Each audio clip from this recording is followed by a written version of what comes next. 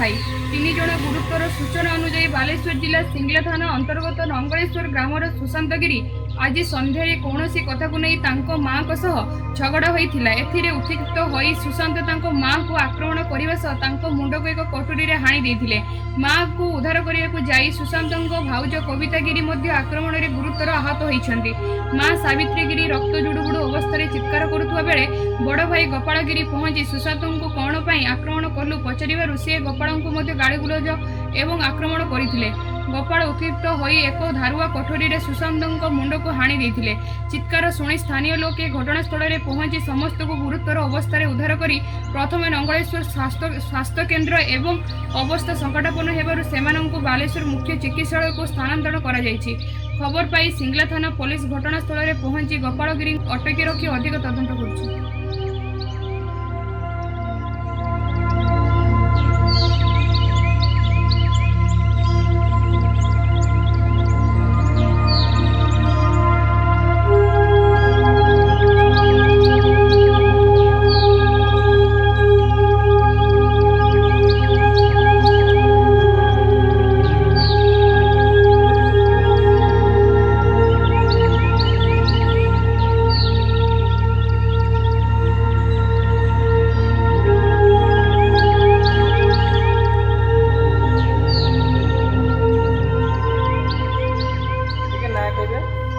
चैतन्य प्रधान घर कोठी कुशुडिया। ये कौन घटना है कि कोई ये संपर्क करे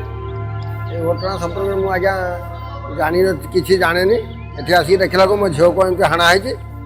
जोई मत फोन करी कही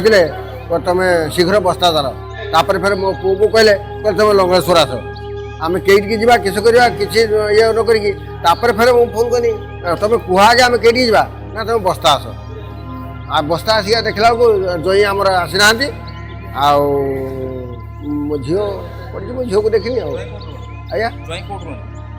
घरे जय को ना करो बर्तमान पहुँचले से जय को ना करो गोपाल गिरी ये आपनकर जियो ना करो झील ना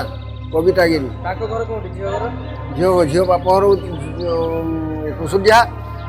शाशुर तो लंगलेश्वर लग्नेश्वर आज्ञा ये कौन घटना है से काहे कि माने रक्त रक्त आरुची कोन हाण होती तो जहाँ जानूचे आम किए हानि जे बोली आप किए हाणी बोले जानवी के आगु शत्रुता थिला कि आपनको जियो घर सहित झील सहित तो 50 थर विचार दिखाई थाना सिंगला थानार एफआईआर देती जो पिटंती मारती समझी पिटंती मारती सब घटना हुए 3 थर 4 थर विचार हो जाए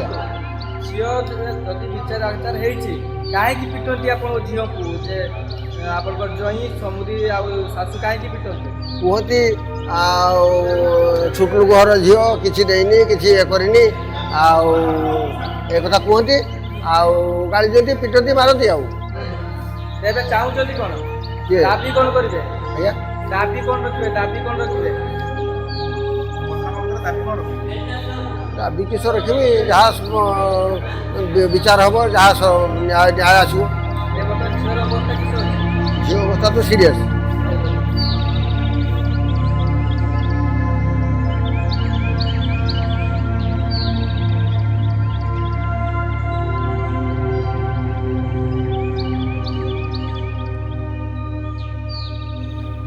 आमगा टीवी नंगलेश्वर सोनालिका महापात्र को